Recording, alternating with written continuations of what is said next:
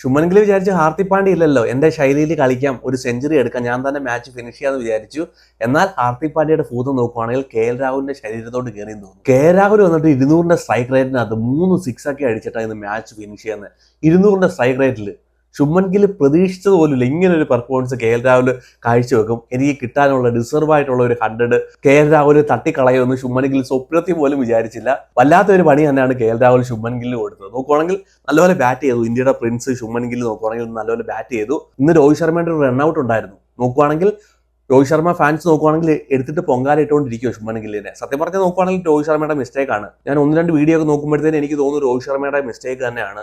ശുഭൻ ഗില്ലിന് ഓടി എത്താൻ കഴിഞ്ഞില്ല. നോക്കുവാണെങ്കിൽ ബോർഡറുമായിട്ട് ടച്ച് ചെയ്ത് ശുഭൻ ഗിൽ അവിടെ നോക്കുവാണെങ്കിൽ ബ്ലോക്ക് ആയി. രോഹിത് ശർമ്മ നോക്കുവാണെങ്കിൽ പകുതിയോളം ഓടിയെത്തി. പിന്നെ തിരിച്ചു കയറുമെന്ന് വെച്ചാൽ അത്ര എളുപ്പമല്ലായിരുന്നു. നോക്കുവാണെങ്കിൽ അത് ശുഭൻ ഗില്ലിന്റെ ഒരു മിസ്റ്റേക്ക് അല്ല, അത് രോഹിത് ശർമ്മയുടെ ഒരു ഗോളായിരുന്നു. രോഹിത് ശർമ്മ ഇറങ്ങി വരുന്നു, പക്ഷേ തിരിച്ചു കയറാൻ കഴിഞ്ഞില്ല. പക്ഷേ ഇന്ന് ശുഭൻ ഗില്ലിന് പെർഫോമൻസ് ചെയ്യാൻ കഴിഞ്ഞില്ലായിരുന്നെങ്കിൽ എല്ലാവരും കൂടെ എടുത്തിട്ട് പൊങ്കാല ഇട്ടേനെ. രോഹിത് ശർമ്മയെ ഔട്ടാക്കി നീയും പെർഫോമൻസ് ചെയ്തില്ലേ എന്ന് എല്ലാവരും ചോദിച്ചേനെ. പക്ഷേ ഇന്ന് ക്യാപ്റ്റന്റെ ഒരു ഇന്നിങ്സ് കാഴ്ചവെക്കുന്നു. 66 ബോളിൽ നിന്ന് 84 റൺസ് എടുക്കുന്നു. ശുഭൻ ഗില്ലിന്റെ സ്റ്റൈലിൽ തന്നെ മാച്ചിനെ ബിൽഡ് ചെയ്യുന്നു. അവസാനം വരെ ക്രീസിൽ നിന്ന് ടീമിനെ വിജയിപ്പിക്കാൻ ശുഭൻ ഗിൽ എന്ന ക്യാപ്റ്റനായി. നോക്കുവാണെങ്കിൽ പ്ലെയർ ഓഫ് ദ മാച്ചും ശുഭൻ ഗില്ലാണ്. 3000 റൺസ് നോക്കുവാണെങ്കിൽ ODIക്കകത്ത് ശുഭൻ ഗിൽ എടുത്തു. തരക്കേടില്ലാത്ത ക്യാപ്റ്റൻസി നോക്കുവാണെങ്കിൽ ശുഭൻ ഗിൽ ഇന്ന് കാഴ്ചവെക്കുകയും ചെയ്തു.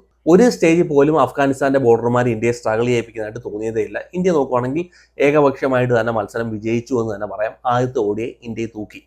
ഇനി ഇന്നത്തെ മത്സരത്തിലോട്ട് വരുവാണെങ്കിൽ മഴയായതുകൊണ്ട് 50 ഓവർ മത്സരം നടന്നില്ല. 25 ഓവർ മത്സരമാണ് നടന്നത്. ടോസ് കിട്ടുന്ന ഇന്ത്യ പറയുന്നു ഞങ്ങൾ എന്തായാലും ബോൾ ചെയ്യാൻ പോവുകയാണ്. കറക്റ്റ് തീരുമാനമായിരുന്നു. മഴ പെയ്യുവാണെങ്കിൽ DLS വരും. സോ അവിടെ സെക്കൻഡ് ബാറ്റ് ചെയ്യുന്നത് തന്നെയാണ് ഇവിടെ നല്ലത്. 9 കളി നടന്നിട്ടുണ്ട് ഈ പിച്ചിനകത്ത്. അതിൽ 5 പ്രാവശ്യവും സെക്കൻഡ് ബാറ്റ് ചെയ്ത ടീം തന്നെയാണ് ജയിച്ചിട്ടുള്ളത്. ഇന്നത്തെ പിച്ച് നോക്കുവാണെങ്കിൽ ഒരു ടിപ്പിക്കൽ ഒരു ധർമ്മശാല പിച്ച് ആയിരുന്നു എന്ന് ചോദിച്ചാൽ അല്ലായിരുന്നു. സോ ഇന്നത്തെ പിച്ച് നോക്കുവാണെങ്കിൽ എക്സ്ട്രാ പേസും ബൗൺസും കിട്ടുന്നുണ്ടായിരുന്നു. അതുപോലെ തന്നെ ലോ ബൗൺസും ലോ ക്യാരിയും വരുന്നുണ്ടായിരുന്നു. അർഷ് ദുബൈയുടെ ഒക്കെ ബോൾ പരിശോധിക്കുകയാണെങ്കിൽ അവിടെ ഒരു ലോ ബൗൺസ് വരുന്നുണ്ടായിരുന്നു. അല്ല ഒരു എക്സ്ട്രാ പേസ് എല്ലാ ബോളിലും ഒന്നും അവിടെ കിട്ടുന്നില്ലായിരുന്നു. ഒരു ടിപ്പിക്കൽ ഒരു ധർമ്മശാല പിച്ച് അല്ലായിരുന്നു. എന്നാലും ഇന്ത്യയുടെ ബോളർമാരും എക്സ്പെഷ്യലി ഇന്ത്യയുടെ പേസ് ബോളർമാർ അർഷ്ദീപ് സിംഗും ഗുർനൂർ ബാറും കൂടെ ചേർന്ന് പവർ പ്ലേക്കകത്ത് തന്നെ അഫ്ഗാനിസ്ഥാനെ തീർത്തു എന്നുള്ളതാണ്. 26 റൺസിനകത്ത് 3 വിക്കറ്റ് പവർ പ്ലേക്കകത്ത് തന്നെ എടുക്കുന്നു. അർഷ്ദീപ് സിംഗ് 2 വിക്കറ്റ് എടുക്കുന്നു. ഗുർനൂർ ബാർ വന്നിട്ട് ഡെബ്യൂട്ടൺ ആണ്, പവർ പ്ലേക്കകത്ത് വിക്കറ്റ് എടുക്കുന്നു. ബ്രില്യൻ്റ് ആയിട്ട് അവർ ബോൾ ചെയ്തു. പക്ഷേ ഒരു പ്രശ്നം സംഭവിച്ചത് 26 റൺസിൽ 3 വിക്കറ്റ് പോയെടുത്തെന്ന് ഒരു പാർട്ണർഷിപ്പ് വരുന്നു.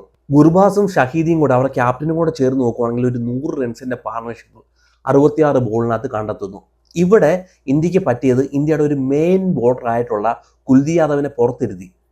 ഇന്ന് ഇന്ത്യയുടെ സ്പിൻ ബോളർമാർ നോക്കുവാണെങ്കിൽ ഇൻഎക്സ്പീരിയൻസ് ആയിട്ടുള്ള ഒരു ഡെബ്യൂട്ടൺ ആണ് അർഷ് ദുബൈ. അർഷ് ദുബൈയുടെ കൂടെ കളിപ്പിച്ചത് സുന്ദർ എറിഞ്ഞത് ഒരേ ഒരു ഓവറാണ്. എപ്പോഴാണ് സുന്ദറിന് നമ്മൾ ഫുൾ ഓവർ കൊടുത്തിട്ടുള്ളത്? ടെസ്റ്റിനകത്ത് നമ്മൾ നോക്കുവാണെങ്കിൽ സുന്ദറിന് 2-3 ഓവർ കൊടുക്കും. T20ക്കകത്ത് മേ ബി 1 ഓവർ കൊടുക്കും, ചിലപ്പോൾ കൊടുക്കത്തില്ല. ODIക്കകത്ത് നോക്കുവാണെങ്കിൽ 10 ഓവറും നമ്മൾ ഇന്നേ വരെ സുന്ദറിന് കൊടുത്തിട്ടില്ല. അങ്ങനെ ഒരു സാഹചര്യത്തിൽ ഈ ഒരു പിച്ച് സ്പിൻ ഫ്രണ്ട്ലി പിച്ച് അല്ല എന്നൊക്കെ നമുക്ക് പറയാം. പക്ഷേ ഇന്നത്തെ പിച്ച് നോക്കുവാണെങ്കിൽ അഫ്ഗാനിസ്ഥാന്റെ ബോളർമാർ ബ്രില്യൻ്റ് ആയിട്ട് ബോൾ ചെയ്തു, സ്പിന്നർമാർ. സോ ഇവിടെ നോക്കുവാണെങ്കിൽ ഇന്ന് പറഞ്ഞ പോലെ ഒരു ലോ ബൗൺസ് ലോ ക്യാരി വരുന്നുണ്ടായിരുന്നു. ബോൾ അല്പം ഗ്രിഫ്റ്റ് കിട്ടുന്നുണ്ടായിരുന്നു. അങ്ങനെ ഒരു സാഹചര്യത്തിൽ കുൽദീപിനെ കൂട്ടുള്ള ഒരു മെയിൻ ബോളറെ പുറത്തിരുത്തിയപ്പോഴത്തേന് ഒരു 100 റൺസിന്റെ പാർട്ണർഷിപ്പ് അവർക്ക് കണ്ടെത്താൻ കഴിഞ്ഞു. ഗുർബാസ് മാത്രമേ ബാറ്റ് ചെയ്തുള്ളൂ. അതുകൊണ്ടൊരു വലിയ സ്കോറിലോട്ട് പോയില്ല. അവിടെ 1-2 പാർട്ണർഷിപ്പ് വന്നിരുന്നെങ്കിൽ മേ ബി ഇന്ത്യക്ക് പണി കിട്ടിപ്പോയനെ. സോ ഇന്ന് ഇന്ത്യൻ ടീമിന്റെ സെലക്ഷൻ പരിശോധിക്കുവാണെങ്കിൽ കുൽദീപ് യാദവിനെ കൂട്ടൊരു മാച്ച് വിനർ തീർച്ചയായിട്ടും ഇന്ത്യ മിസ് ചെയ്യുന്നുണ്ടായിരുന്നു. എന്താണ് കുൽദീപ് യാദവിനെ പുറത്തെത്തിയെന്ന് ചോദിച്ചു കഴിഞ്ഞാൽ എനിക്കറിയത്തില്ല. മേ ബി ഓൾറൗണ്ടർ സിദ്ധാന്തം ഉണ്ടല്ലോ, ടെസ്റ്റിനകത്ത് നമ്മൾ ഓൾറൗണ്ടർമാരെ കളിപ്പിക്കുന്നത്. 11 പേരെ ഓൾറൗണ്ടർമാരെ കിട്ടുമെങ്കിൽ ഇന്ത്യ 11 പേരെ കളിപ്പിക്കും. ഇത് എനിക്ക് തോന്നുന്നില്ല ഒരു ശരിയായ ഒരു നടപടിയാണെന്ന്. ഒരു 50 ഓവർ മത്സരമൊക്കെ നടക്കുമ്പോഴത്തേന് ഈ ബോളർമാർക്ക് അർഷ് ദുബൈ നോക്കുവാണെങ്കിൽ 3 വിക്കറ്റ് എടുത്തു, പക്ഷെ നല്ല രീതിയിൽ അടി കൊണ്ടു. സുന്ദർ 1 ഓവർ എറിഞ്ഞുള്ളൂ, 19 റൺസാണ് സുന്ദറിന് വഴങ്ങിയത്. സോ ഇന്നത്തെ ഒരു കളിയിൽ അഫ്ഗാനിസ്ഥാനെ കൂടെയുള്ള ടീം ആയതുകൊണ്ട് ഇന്ത്യ ഫസ്റ്റ് കളി വലിയൊരു സ്കോർ വഴങ്ങിയില്ല. ഇന്ത്യ ജയിക്കോ തോക്കോ എന്നുള്ളത് മറ്റൊരു കാര്യം. പക്ഷെ വലിയൊരു സ്കോർ വഴങ്ങിയില്ല. നമ്മൾ ന്യൂസിലാൻഡ് സീരീസ് തോക്കാനുള്ള മെയിൻ കാരണം നമ്മുടെ സ്പിന്നർമാർ അവിടെ വിക്കറ്റ് എടുത്തില്ലായിരുന്നു. നമ്മൾ ന്യൂസിലാൻഡിനോട് ODI സീരീസ് തോക്കാനുള്ള മെയിൻ ആയിട്ടുള്ളൊരു കാരണം മിഡിൽ ഓർഡറിനകത്ത് നമ്മുടെ സ്പിന്നർമാർക്ക് വിക്കറ്റ് എടുക്കാൻ കഴിഞ്ഞില്ല. ഇന്ന് നോക്കുവാണെങ്കിൽ മിഡിൽ ഓർഡറിനകത്ത് നമ്മുടെ സ്പിന്നർമാർ വിക്കറ്റ് എടുത്തില്ല. ഇപ്പോൾ അക്ഷർ പട്ടേൽ എന്ന് പറഞ്ഞൊരു ബോളർ നമ്മുടെ കൂടെ ഇല്ല, രവീന്ദ്ര ജഡേജ എന്ന് പറഞ്ഞൊരു ബോളർ നമ്മുടെ കൂടെ ഇല്ല. 2 പേരും ഇൻഎക്സ്പീരിയൻസ് ആയിട്ടുള്ള ബോളർമാർ തന്നെയാണ്. സുന്ദർ ആണെങ്കിലും അർഷ് ദുബൈ ഡെബ്യൂട്ട് ചെയ്യുവാണ്. ആ ഒരു സ്ഥാനത്ത് ഇന്ത്യ ഒരു റിസ്ക് എടുത്തു. അടുത്ത കളിയിലെങ്കിലും കുൽദീപിനെ കൂട്ടുള്ള ഒരു വിക്കറ്റ് ടേക്കിംഗ് ബോളറിനെ ടീമിനകത്ത് അത്യാവശ്യം തന്നെയാണ്. കുൽദീപിന്റെ ഫോം നമുക്ക് പരിശോധിക്കുകയാണെങ്കിൽ അത്ര വലിയ ഫോമിലല്ല എന്ന് പറയാം. പക്ഷേ ഒരു വിക്കറ്റ് ടേക്കിംഗ് ബോളറാണ്. മിഡിൽ ഓർഡറിനകത്ത് നമുക്ക് നോക്കുകയും വിക്കറ്റ് എടുക്കാൻ കഴിയണം. അഫ്ഗാനിസ്ഥാൻ ഒരു 25 ഓവറിൽ കളിക്കുന്ന പോലെ അല്ല 50 ഓവറിനകത്ത് കളിക്കുന്നത്. അവർ അല്പം കൂടെ ഒരു ബെറ്റർ സൈഡാണ്. വന്നു വേഗത്തിൽ അടിച്ച് വിക്കറ്റ് കളഞ്ഞു. പക്ഷേ 50 ഓവറിനകത്ത് നോക്കുകയാണെങ്കിൽ ഇങ്ങനെ ആയിരിക്കത്തില്ല അവരുടെ അപ്രോച്ച്. സോ ഇന്ത്യക്ക് എനിക്ക് തോന്നുന്നു ഇന്ത്യ ഇന്നൊരു മെയിനായിട്ടുള്ളൊരു സ്പിന്നറിനെ ഇന്ന് മിസ് ചെയ്തു. പിന്നെ ഇന്ത്യയുടെ ഫീൽഡിങ്ങിലോട്ട് വരുവാണെങ്കിൽ അത്ര നല്ലൊരു ഫീൽഡിംഗ് ആയിരുന്നില്ല ഇത്. ഹാഫ് ക്യാച്ച് ചാൻസസ് ഒക്കെ ഉണ്ടായിരുന്നു. അതൊക്കെ നോക്കുവാണെങ്കിൽ ഇന്ത്യക്ക് ഇന്ന് യൂട്ടിലൈസ് ചെയ്യാൻ കഴിഞ്ഞില്ല. മിസ് ഫീൽഡ് ഉണ്ടായിരുന്നു. ഫീൽഡിംഗ് എങ്ങനെ നോക്കിയാലും ഒരു 20-30 റൺസ് നോക്കുവാണെങ്കിൽ ഇന്ത്യ ഇന്ന് എക്സ്ട്രാ കൊണ്ട് കൊടുക്കുന്നതായിട്ട് അവിടെ കാണാൻ കഴിഞ്ഞു. പിന്നെ ഇന്ത്യൻ ടീമിന്റെ ബോളിംഗ് പരിശോധിക്കുകയാണെങ്കിൽ അർഷ്ദീപ് സിംഗ് നോക്കുവാണെങ്കിൽ പവർ പ്ലേക്കകത്ത് വിക്കറ്റ് എടുക്കുന്നു. IPL നമ്മൾ കണ്ടതാണ് പവർ പ്ലേക്കകത്തൊക്കെ അർഷ്ദീപ് സിംഗ് അടി കൊള്ളുന്നത്. പക്ഷേ ഇന്ന് അർഷ്ദീപ് സിംഗിന് ഒരു കോൺഫിഡൻസ് കിട്ടുന്നതായിട്ട് അവിടെ കാണാൻ കഴിഞ്ഞു. 2 വിക്കറ്റ് നോക്കുവാണെങ്കിൽ പവർ പ്ലേക്കകത്ത് തന്നെ അർഷ്ദീപ് സിംഗ് വന്ന് എടുക്കുന്നു. ഗുർനൂർ ബാർ ഗുജറാത്ത് ടൈറ്റൻസിന്റെ പ്ലെയർ ആണെന്നൊക്കെ നമുക്ക് പറയാണെങ്കിലും ബ്രില്യൻ്റ് ആയിട്ട് വന്ന് ബോൾ ചെയ്തു. പവർ പ്ലേക്കകത്ത് നോക്കുവാണെങ്കിൽ ആ ഒരു ഫുൾ ലെങ്ത് ഡെലിവറിയിൽ 145 സ്പീഡിൽ നോക്കുവാണെങ്കിൽ ബോൾ സിങ്ങും ജയിക്കുന്നതായിട്ട് കണ്ടു. ഒരു ഹാർഡ് ലെങ്ത് ഡെലിവറി എറിഞ്ഞതേയില്ല. ആ ഒരു ന്യൂ ബോളിനെ എങ്ങനെ യൂട്ടിലൈസ് ചെയ്യണമെന്ന് ഗുർനൂർ ബാറിന് അറിയാമായിരുന്നു. ആ ഒരു ഫുൾ ലെങ്ത് ഡെലിവറിയിൽ കറക്റ്റായിട്ട് ബോളിന് മൂവ്മെന്റ് കിട്ടുന്നുണ്ടായിരുന്നു. പേസും മൂവ്മെന്റും കൂടെ കിട്ടുവാണെങ്കിൽ എനിക്ക് തോന്നുന്നു ഗുർനൂർ ബാർ സൗത്ത് ആഫ്രിക്കൻ കണ്ടീഷന് പറ്റിയൊരു ബോളറാണ്. നല്ല ഹൈറ്റ് ഉള്ളൊരു ബോളറാണ്. പവർ പ്ലേക്കകത്ത് വിക്കറ്റ് എടുക്കുന്ന കണ്ടു. അതുപോലെ ഡെത്ത് ഓവറിനകത്ത് ഹാർഡ് ലെങ്ത് എറിയുന്നതായിട്ട് കണ്ടു. ബോൾ നോക്കുകയാണെങ്കിൽ അല്പം കൂടെ ബാക്കിലോട്ട് വെച്ച് ഹാർഡ് ലെങ്ത് എറിയുന്നതായിട്ട് കണ്ടു. സോ എനിക്ക് തോന്നുന്നു ഒരു ഫ്യൂച്ചർ മേ ബി അക്ഷത് റാണയെക്കാട്ടി നല്ലൊരു ബോളറാണ് കേട്ടോ, നിസ്സംശയം പറയാം. അക്ഷത് റാണയെക്കാട്ടി നല്ലൊരു ബോളറാണ്. T20-നകത്ത് പരീക്ഷിക്കേണ്ടതാണ്. ഇന്നത്തെ ഫസ്റ്റ് മത്സരമായിരുന്നു. ഇന്നത്തെ കളി കണ്ടിട്ട് ഒരു എക്സ്പീരിയൻസ് ബോളർ ബോൾ ചെയ്യുന്ന പോലെ തന്നെയാണ് ഗുർനൂർ ബാർ വന്നിട്ട് ബോൾ ചെയ്തത്. ഏകദേശം 5 ഓവറിനകത്ത് 27 റൺസും 3 വിക്കറ്റ്. എക്കണോമി പരിശോധിക്കുകയാണെങ്കിൽ 5.99. പിന്നെ അഷ്ദുബയുടെ ബോളിംഗ് ഒരു 3 വിക്കറ്റ് എടുത്തു. പക്ഷേ റൺസ് അവിടെ നോക്കുവാണെങ്കിൽ വഴങ്ങി. ഗുർബാസിന്റെ കയ്യിൽ നിന്ന് നല്ല രീതിയിൽ അടിയുണ്ട്. ആദ്യത്തെ ഓവറിനകത്ത് തന്നെ 16 റൺസ് വഴങ്ങി. എന്നാൽ ബ്രില്യൻ്റ് ആയിട്ടുള്ളൊരു 3 വിക്കറ്റ് എടുത്തു. ഷഹീദ് എന്ന് പറഞ്ഞാൽ അവരുടെ ക്യാപ്റ്റൻ്റെ ഒരു വിക്കറ്റ് എടുത്തു. അത് ലെഫ്റ്റ് ഹാൻഡർ ആണ് ഷഹീദ്. ലെഫ്റ്റ് ഹാൻഡ് ബോളർ വന്നിട്ട് ലെഫ്റ്റ് ഹാൻഡർക്കെതിരെ ബോൾ ചെയ്യുമെന്ന് പറഞ്ഞാൽ നമുക്കറിയാം അതൊരു മാച്ചപ്പ് അല്ല. പക്ഷേ അവിടെ വന്നിട്ട് വിക്കറ്റ് എടുക്കുന്നതായിട്ട് കണ്ടു. അതുപോലെ തന്നെ ഒമർ സായി നല്ല സെറ്റായിട്ട് നിൽക്കുമായിരുന്നു. അവിടെ നോക്കുവാണെങ്കിൽ ഔട്ട് സൈഡ് ഓഫ് സ്റ്റമ്പിനകത്ത് ബോൾ ചെയ്തിട്ട് ഈശാൻ കിഷൻ പിടിച്ചൊരു സ്റ്റംപ് ചെയ്ത് വിടുന്നതായിട്ട് കണ്ടു. വലിയൊരു ടേണൊന്നും കിട്ടിയില്ലായിരുന്നെങ്കിൽ ബോളിന് അല്പം ഗ്രിഫ്റ്റ് കിട്ടുന്നുണ്ടായിരുന്നു. റൺസ് നോക്കുവാണെങ്കിൽ അല്പം വഴങ്ങി. അടുത്ത കളിയിൽ എൻ്റെ അഭിപ്രായത്തിൽ സുന്ദറിനെയും ഹർഷ്ദീപേയും കൂടെ ഒരുമിച്ച് കളിപ്പിക്കുന്നത് എത്രമാത്രം വർക്കൗട്ട് ആവുമെന്നുള്ളത് കാത്തിരുന്ന് കാണണം. പിന്നെ നിതീഷ് കുമാർ റെഡ്ഡി നമുക്കറിയാം പവർ പ്ലേയിലല്ല ഇന്ന് വന്ന് ബോൾ ചെയ്തത്. പവർ പ്ലേക്കകത്ത് ബ്രില്യൻ്റ് ആയിട്ട് ബോൾ ചെയ്യുന്നുണ്ടായിരുന്നു IPL-നകത്ത്. പക്ഷേ ഇന്ന് മിഡിൽ ഓർഡറിനകത്ത് വന്നിട്ട് ഒരു ബ്രില്യൻ്റ് ആയിട്ടുള്ള യോക്കർ എറിഞ്ഞ് ഗുർബാസിന്റെ വിക്കറ്റ് എടുക്കുന്നതായിട്ട് കണ്ടു. സോ ഹാർദിക് പാണ്ഡ്യയെ പുറത്തിരുത്താനുള്ള കോൺഫിഡൻസ് നിതീഷ് കുമാർ റെഡ്ഡി കൊടുക്കുന്നുണ്ട്. സോ ഇനിയും ഹാർദിക് പാണ്ഡ്യയ്ക്ക് തിരിച്ചു വരേണ്ടത് ഹാർദിക് പാണ്ഡ്യയുടെ ഉത്തരവാദിത്തമായിട്ട് മാറിയിട്ടുണ്ട്. സോ എനിക്കൊരു ബാക്കപ്പ് ഉണ്ട് എന്നൊരു തോന്നൽ ഹാർദിക് പാണ്ഡ്യയ്ക്ക് വരുമ്പോഴത്തേന് ഹാർദിക് പാണ്ഡ്യ അല്പം കൂടി ഒരു ബെറ്റർ ആവണം. നിതീഷ് കുമാർ റെഡ്ഡി നോക്കുവാണെങ്കിൽ പ്രൂവ് ചെയ്തുകൊണ്ടേ ഇരിക്കുകയാണ്. ഇപ്പോൾ നോക്കുവാണെങ്കിൽ ബോളിങ്ങിനകത്ത് സ്പീഡ് കൂട്ടിയിട്ടുണ്ട്, വിക്കറ്റ് എടുക്കാനുള്ള എബിലിറ്റി ഉണ്ട്. സോ ഹാർദിക് പാണ്ഡ്യയെ സംബന്ധിച്ചിടത്തോളം നിതീഷ് കുമാർ റെഡ്ഡി എന്ന് പറയുന്ന ഒരു വെല്ലുവിളി തന്നെയാണ്. ഹാർദിക് പാണ്ഡ്യയ്ക്ക് തൻ്റെ ആയുധങ്ങളുടെ മൂർച്ച അല്പം കൂടെ ഒന്ന് കൂട്ടേണ്ടതായിട്ടുണ്ട്. സോ നിതീഷ് കുമാർ റെഡ്ഡി നോക്കുവാണെങ്കിൽ എന്തുകൊണ്ടൊരു അസറ്റ് തന്നെയാണ്. മേ ബി 2027 വേൾഡ് കപ്പിനകത്ത് ഹാർദിക് പാണ്ഡ്യയും നിതീഷ് കുമാർ റെഡ്ഡിയും കൂടെ ഒരുമിച്ച് കളിപ്പിക്കാനും കഴിയും. സോ സൗത്ത് ആഫ്രിക്കയിൽ വലിയ സ്പിന്നർമാരുടെ ആവശ്യമൊന്നും വരുന്നില്ല.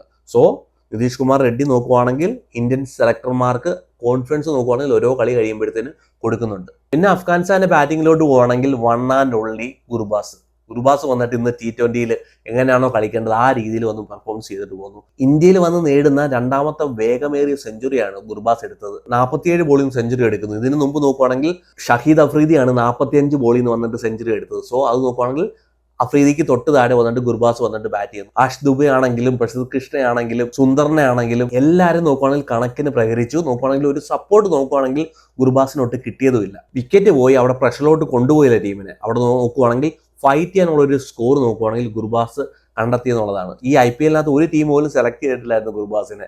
പക്ഷേ ഇന്ന് ഗുർബാസിന്റെ ആ ഒരു ടാലന്റ് നോക്കുവാണെങ്കിൽ കാഴ്ചവെക്കുന്ന ഒരു പ്രകടനം കാഴ്ചവെക്കും. ഷഹീദ് എന്ന് പറഞ്ഞാൽ അവരുടെ ക്യാപ്റ്റൻ നോക്കുവാണെങ്കിൽ ചെറിയൊരു ക്യാമിയോ കളിക്കുന്നു. ഒമർ സായി വന്നിട്ട് ചെറിയൊരു ക്യാമിയോ കളിക്കുന്നു. അല്ലാതെ നോക്കുവാണെങ്കിൽ വലിയൊരു പെർഫോമൻസ് അവരുടെ ബാറ്റിങ്ങിനകത്ത് കാണാനേ കഴിഞ്ഞില്ല.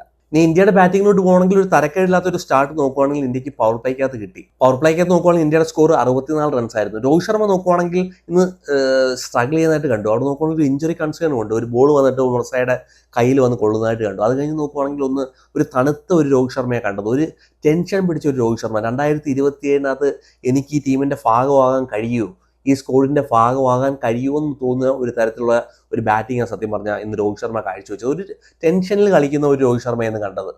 ഒരു പുൾ ഷോട്ടൊക്കെ കളിച്ചു ഒമർ സായി. പക്ഷേ ആ ഒരു പഴയ ഒരു രോഹിത് ശർമ്മയെ നോക്കുവാണെങ്കിൽ ഇന്നെന്തോ ഞാൻ മിസ് ചെയ്തു എവിടെയോ. ആ ടെൻഷനിനകത്ത് ആ ഒരു വിക്കറ്റ് കൊണ്ട് കളഞ്ഞ റണ്ണൗട്ട്.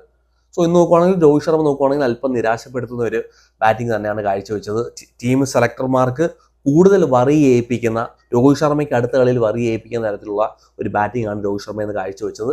അടുത്ത കളിയിലൊക്കെ രോഹിത് ശർമ്മയ്ക്ക് തിരിച്ചു വരാൻ കഴിയട്ടെ. ഈ സീരീസ് രോഹിത് ശർമ്മയെ സംബന്ധിച്ചിടത്തോളം വളരെ ക്രൂഷ്യലാണ്. 2027 സ്കോഡിനകത്ത് നിലനിൽക്കണമെങ്കിൽ രോഹിത് ശർമ്മയുടെ ഒരു ബാറ്റിംഗ് ഇമ്പോർട്ടൻ്റ് ആണ്. വിരാട് കോഹ്ലി പോയപ്പോഴത്തേന് രുദ്രാജ് ഗെയ്ക്വാഡിനെ അല്ല അവർ കൊണ്ടുവന്നത്, യശസ്വി ജയ്സ്വാളിനെയാണ് കൊണ്ടുവന്നത്. കാരണം ഇഷാൻ കിഷൻ എന്ന് പറഞ്ഞൊരു പ്ലെയർ നമ്പർ 3 കളിക്കുമെന്ന് അവർക്കറിയാം. സോ രോഹിത് ശർമ്മയ്ക്ക് പകരക്കാരനാണ് എനിക്ക് തോന്നുന്നു യശസ്വി ജയ്സ്വാൾ. സോ കൈക്ക് ഇഞ്ചുറി ഒന്നും ഇല്ലാതിരിക്കട്ടെ, അടുത്ത കളിയിൽ കളിക്കാൻ കഴിയട്ടെ രോഹിത് ശർമ്മയ്ക്ക്. 2 കളിയും രോഹിത് ശർമ്മയെ സംബന്ധിച്ചിടത്തോളം വളരെ നിർണായകം തന്നെയാണ്. ഇന്നിങ്സ് ആയിരുന്നു. അതുപോലെ തന്നെ ഇഷാൻ കിഷന്റെ ഒരു ക്യാമ്യൂ ഇന്നിങ്സ് ആയിരുന്നു. അവിടെ നോക്കുവാണെങ്കിൽ ശുഭ്മൻ ഗിൽ അല്പം ഒന്ന് സ്ട്രഗിൾ ചെയ്തു. 27 ബോളിൽ 29 റൺസ് എടുത്തിട്ട് നിൽക്കുമായിരുന്നു ശുഭ്മൻ ഗിൽ. എന്നാൽ ഇഷാൻ കിഷൻ നോക്കുവാണെങ്കിൽ ശുഭ്മൻ ഗില്ലിന്റെ മേലുള്ള ഒരു പ്രഷറിനെ നോക്കുവാണെങ്കിൽ അവിടെ റിലീസ് ചെയ്യുന്നതായിട്ട് കണ്ടു. ഇഷാൻ കിഷൻ വന്നിട്ട് 22 ബോളിൽ 36 റൺസ് എടുക്കുന്നു, 3 4ഉം 1 6, 154 സ്ട്രൈക്ക് റേറ്റിൽ വന്നിട്ട് ഒരു ബ്രില്യൻ്റ് ആയിട്ടുള്ള ഒരു ബാറ്റിംഗ് കാഴ്ചവെക്കുന്നു. എന്നാൽ റാഷിദ് ഖാനെ സ്റ്റെപ്പ് ഡൗൺ ചെയ്ത് ഒരു 6 അടിക്കാൻ പോയി, അവിടെ സ്റ്റംപ് ചെയ്ത് വിട്ടു. പിന്നെ ശ്രേയസ് അയ്യർ, ഇന്ന് എല്ലാവരും ഉറ്റുനോക്കിയത് അയ്യറിനെ തന്നെയാണ്. T20യുടെ ക്യാപ്റ്റനായിട്ട് വരുവാണ്. 25 ഓവറിന്റെ മത്സരമാണ്. ഇന്നൊരു പെർഫോമൻസ് അയ്യറിന് കാഴ്ചവെക്കണമായിരുന്നു. പക്ഷേ ആ ഒരു പെർഫോമൻസ് കാഴ്ചവെക്കാൻ ഇന്ന് അയ്യറിന് കഴിഞ്ഞില്ല. ബ്രില്യൻ്റ് ആയിട്ടുള്ള ഒരു ഫീൽഡ് പ്ലേസ്മെന്റ് ആയിരുന്നു അഫ്ഗാനിസ്ഥാന്റെ. മിഡോണിനകത്ത് ഫീൽഡറെ കയറ്റിയിടുന്നു, മിഡ് ഓഫിനകത്ത് ഫീൽഡറെ കയറ്റിയിടുന്നു, ഒരു ഹാർഡ് ലെങ്ത് ഡെലിവറി എറിയുന്നു. മിഡോണിന് മേലൂടെ അടിച്ചു വെക്കാനുള്ള പരിപാടിയായിരുന്നു. പക്ഷേ കറക്റ്റായിട്ട് കണക്ട് ആവുന്നില്ല. അയ്യരും കൊണ്ട് വിക്കറ്റ് കൊണ്ട് കളയുന്നു. പിന്നെ KL രാഹുലിന്റെ ഒരു ഫിനിഷ് നമ്പർ 6 പറ്റിയൊരു പ്ലെയറാണ്. ഇങ്ങനെയാണ് കളിക്കേണ്ടത്. നമ്മൾ പറഞ്ഞു നമ്പർ 3 പരിഗണിക്കാമെന്ന് പലരും പറയുന്നുണ്ടായിരുന്നു. പക്ഷേ എൻ്റെ അഭിപ്രായത്തിൽ KL രാഹുലിന്റെ ബെറ്റർ ആയിട്ടുള്ള പൊസിഷൻ ODIക്കകത്ത് നമ്പർ 6 തന്നെയാണ്. ഇങ്ങനെ ഒരു പ്ലെയറാണ് നമുക്ക് വേണ്ടത്. സാഹചര്യത്തിനനുസരിച്ച് കളിക്കാൻ പറ്റുന്ന ഒരു പ്ലെയറാണ് നമ്പർ 6 വേണ്ടത്. ഇന്നത്തെ ഒരു സാഹചര്യത്തിനനുസരിച്ച് മാച്ചിനെ നോക്കുവാണെങ്കിൽ ഗില്ല് നോക്കുവാണെങ്കിൽ തൊട്ടപ്പുറത്ത് നിൽപ്പുണ്ട്, നല്ല ടച്ചിലാണ്. KL രാഹുൽ വന്നിട്ട് മാച്ചിനെ ഫിനിഷ് ചെയ്യുന്നു. മാച്ചിനെ ക്ലോസ് ആയിട്ട് കൊണ്ടുപോയില്ല. മേ ബി മാച്ചിനെ ക്ലോസ് ആയിട്ട് കൊണ്ടുപോയിരുന്നെങ്കിൽ മേ ബി 1 വിക്കറ്റോ 2 വിക്കറ്റോ അവിടെ പോയിരുന്നെങ്കിൽ പെട്ടെന്ന് കളി മാറിപ്പോയേനെ. എന്നാൽ ടീമിന്റെ മേൽ പ്രഷർ കൊണ്ടുവരാതെ ഒരു ബ്രില്യൻ്റ് ആയിട്ടുള്ള പെർഫോമൻസ് KL രാഹുലിനും കാഴ്ചവെക്കാൻ കഴിഞ്ഞു. ശുഭൻ ഗിൽ ആസ് എ ക്യാപ്റ്റൻ നോക്കുവാണെങ്കിൽ ടീമിനെ ഫ്രണ്ടിൽ നിന്ന് നയിച്ചു, ബാറ്റ് കൊണ്ട് പെർഫോമൻസ് ചെയ്തു. ക്യാപ്റ്റൻസ് നോക്കുവാണെങ്കിൽ തരക്കേടില്ലാത്തൊരു ക്യാപ്റ്റൻസി തന്നെയാണ് കാഴ്ചവെച്ചത്. അടുത്ത കളിയിൽ എങ്ങനെയാണ് സ്പിന്നർമാരെ കൊണ്ടുവരുന്നത്, എന്തെങ്കിലും തരത്തിലുള്ള ചേഞ്ച് ടീമിനകത്ത് കൊണ്ടുവരുമെന്നാണ് ഞാൻ നോക്കിക്കാണുന്നത്. ഈ 8 വരെ 9 വരെ ബാറ്റിംഗ് വേണമെന്ന് പറഞ്ഞുകൊണ്ട് പോയിട്ട് വിക്കറ്റ് എടുക്കാൻ കഴിയാവുന്ന സ്പിന്നർമാരില്ല എങ്കിൽ ന്യൂസിലാൻഡിനെതിരെ തോറ്റതുപോലെ മേ ബി അഫ്ഗാനിസ്ഥാനെതിരെയും തോക്കാനുള്ള ചാൻസ് ഉണ്ട്. 50 ഓവറിനകത്ത് നോക്കുവാണെങ്കിൽ അഫ്ഗാനിസ്ഥാൻ വേറെ ഒരു ലെവലാണ്. ഇന്ന് 25 ഓവറിനകത്ത് അവർ വന്നിട്ട് ആ ഒരു ലെവൽ ക്രിക്കറ്റ് കളിച്ചോ എന്ന് ചോദിച്ചാൽ കളിച്ചില്ല. പക്ഷേ 50 ഓവറിനകത്ത് നോക്കുവാണെങ്കിൽ നല്ലൊരു ടീം തന്നെയാണ് അഫ്ഗാനിസ്ഥാൻ്റെ, നല്ലൊരു ബാറ്റിംഗ് ലൈനപ്പ് ഉണ്ട്. സോ എനിക്ക് തോന്നുന്നു ഇന്ത്യ ഒരു സ്പിന്നറിനെ ആഡ് ചെയ്യേണ്ടതായിട്ടുണ്ട്, കുൽദീപ് യാദവിനെ ആഡ് ചെയ്യേണ്ടതായിട്ടുണ്ടെന്നാണ് എൻ്റെ ഒരു അഭിപ്രായം.